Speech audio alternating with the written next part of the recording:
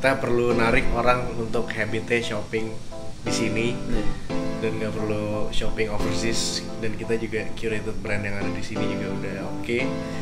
Jadi kita gather dengan Maris Shopping gitu sampai akhirnya Maris.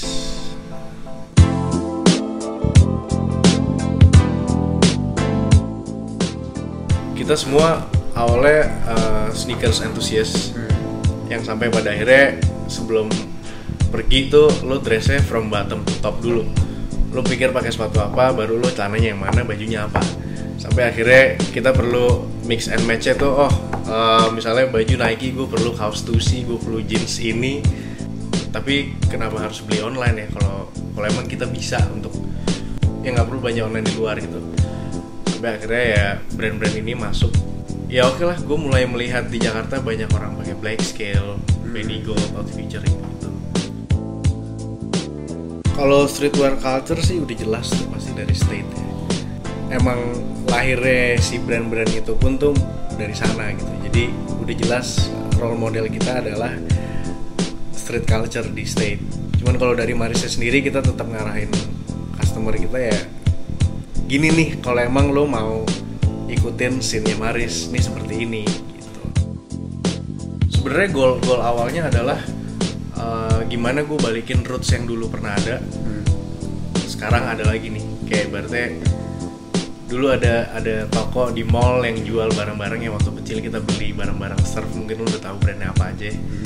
Terus gue pengen buat itu tapi 2014, which is brand-brand yang anak-anak sekarang beli. Sekarang Jakarta udah kebagian untuk rilis Jordan and stuff gitu, dan itu menurut gue bikin sneaker culture dan streetwear culture itself itu growing bareng gitu. Karena menurut gue sneaker sama streetwear tuh sama-sama ngasih makan lah ibaratnya gitu. Intinya marketnya sekarang udah kebentuk banget sih. Kayak orang tahu the way how to dress street, how to dress like menswear, gentleman. Maris buat gue tuh dream. Awalnya juga terbentuknya Maris, gue bukan orang yang loaded, gue pengen buka toko sendiri, enggak gitu. Gue emang awalnya dari gue jaga toko dulu. Gue dipercaya untuk dari jaga toko, gue megang marketing, gue dipercaya untuk akhirnya jadi store manager. Itu dalam waktu 1 tahun, ibaratnya gue earn it lah gitu. Sampai akhirnya gue pindah dari satu toko ke toko lain. Ada sempet titik di bawah dimana gue dipecat di satu toko.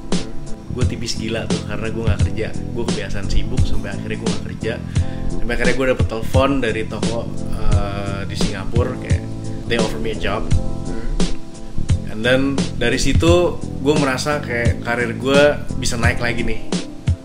Gue pindah-pindah lagi beberapa toko sampai yuk deh buka Maris deh.